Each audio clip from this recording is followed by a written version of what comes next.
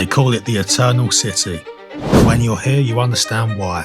I'm in Rome, a place that's been standing for nearly 3,000 years. Empires rose and fell here. Art, architecture, politics, religion, all of it started on these very streets. Rome didn't just build a city, it built a civilization. Join me as I travel the world. Why am I doing this? Well, Steve only lives once. The Colosseum alone tells you everything about who the Romans were. Bold, fearless, dramatic. Built in 80 AD, it held over 50,000 people. They came to watch gladiators fight, wild animals battle, even mock sea fights when the arena was flooded.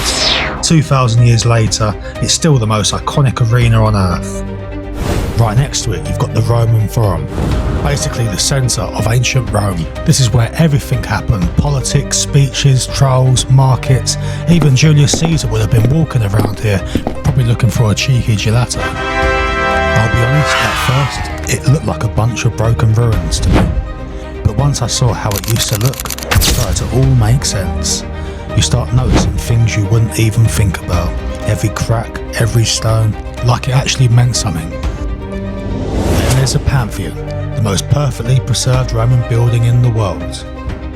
Its dome inspired Michelangelo when he designed St. Peter's Basilica. It's so well built, it's never needed support, not once, in nearly 2 millennia. If it rains, water falls straight through the centre and drains perfectly through the floor. And when the light shines through that opening, the oculus, it almost feels like it's coming straight from the heavens. The Romans were way ahead of their time. And speaking of the heavens, the Vatican, the smallest country in the world, right inside Rome. St. Peter's Basilica, the Sistine Chapel, the home of the Pope. Michelangelo painted that ceiling by hand, lying on scaffolding for 4 years. When I went in September, Thursday at around 12:30, the queue was only around 30 minutes, and it wasn't overcrowded at all, so just don't always expect chaos. And the tour itself, I was surprised how good it was. They were explaining things I never would have picked up on myself. Like the obelisk in the middle of the square. That was actually brought over from Egypt nearly 2,000 years ago, and it's been standing there ever since, right in the centre of St. Peter's Square. Mad to think as well, the people who actually started building this never even saw it finished, and billions must have gone into it. Little things like that you just wouldn't know unless someone told you. If you're thinking of doing any of these, I've added QR codes on the screen for each one. I booked all these through Get Your Guides. I've used them for years, especially when travelling. It just makes everything easier. You can keep all your bookings in one place, plan days properly, and it takes away a lot of stress when you're out here. If you've missed any of these QR codes, don't worry, I've put all the links in the description. Then you've got the Trevi Fountain, one of the most famous fountains in the world. I went there around 3 PM on a Wednesday. Absolute chaos. Felt like I was in a tin of sardines. Managed to squeeze my way to the front, and I even got a sardine to take my picture. But I didn't expect this. Later that same day, I walked past it again around midnight, and it was almost empty. It was just a completely different vibe. Hardly anyone there, and with the lights reflecting off the water, it looked incredible. Legends say if you throw a coin with your right hand over your left shoulder, you'll return to Rome. They also say you should make a wish. I wished for money, but I'm now €1 down, and I think the wish worked. For the Trevi Fountain, not me. They collect around €3,000 a day from coins thrown in here. That's over €1 million a year, just from coins. But honestly, best euro I've ever spent. Next up, the Spanish Steps. It's not just the steps, it's everything around it. Designer shops everywhere, Gucci, Prada, Louis Vuitton. So yeah, bring a big purse because there's no Primark down here. They've actually got 135 steps leading all the way up, and right at the very top is the Spanish Embassy.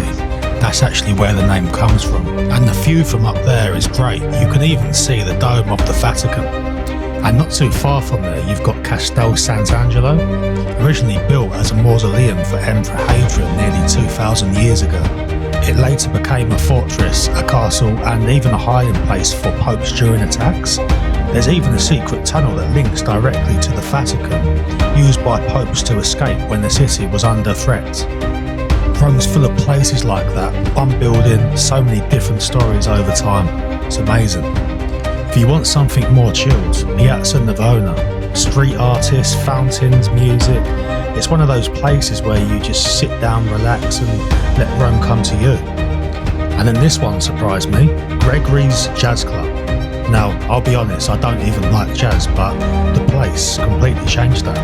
After a full day of walking and sightseeing, this was exactly what I needed. A few drinks, something to eat, live music, just a proper relaxing atmosphere. You sit there, unwind, and you actually feel like you're at home. And something a lot of people don't talk about, I actually came here for the football as well. I'm a big Athletic Club Bilbao fan. And honestly, the atmosphere was unreal. Thousands of fans walking through the streets of Rome, through the ruins, singing, chanting. It was just something else. If you ever come here, I definitely recommend catching a game if you like football, or even if you don't. Whether it's Roma or Lazio, they both play at the same stadium. And if you really want to experience something intense, go and watch Roma vs Lazio, because that's not just a football match, that's a battlefield. And that's the thing about this city, it's not just about landmarks, it's about the moments in between, the random streets, the food, the atmosphere, because that's what stays with you. This city doesn't try to impress you, it just does. Every corner has a story, every building has a past, and once you've been here, you don't just see Rome, you feel it. If you enjoyed the video, don't forget to like and subscribe, it really helps me make more content. Safe travels.